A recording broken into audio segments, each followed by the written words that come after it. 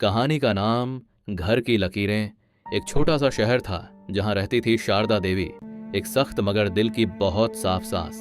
उनके बेटे राजीव की शादी हुई थी नैना से, जो पढ़ी लिखी, समझदार और सीधी सादी लड़की थी। शारदा देवी की एक बेटी भी थी, पायल, जो शादीशुदा थी पर अक्सर मायके आ जाती थी। शुरुआत की मिठास शादी के बाद घर में हंसी खुशी थी। नैना सबका ख्याल रखती, सुबह सुबह पूजा करती, सास के लिए चाय बनाती और पायल के आने पर उसके लिए मिठाई लाती। शारदा देवी को भी वो पसंद थी, लेकिन मन में एक डर बैठा था, कहीं बहू आकर बेटे को अपने बस में न कर ले। बदलते हालात धीरे धीरे पायल को लगा कि नैना घर की जिम्मेदारियों में ज्यादा दखल देने लगी है।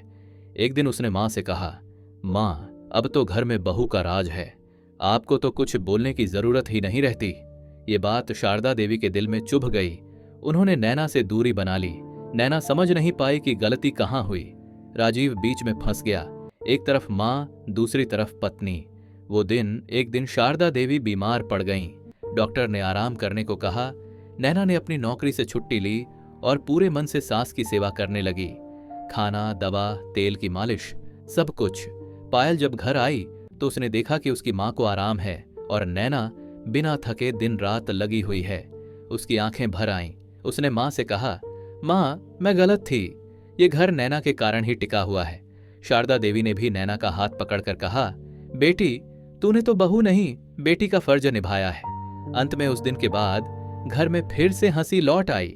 सास बहू ननद तीनों एक दूसरे का सहारा बन गईं और नैना ने कहा, घर लकीरों से नहीं, रिश्तों से बनता है।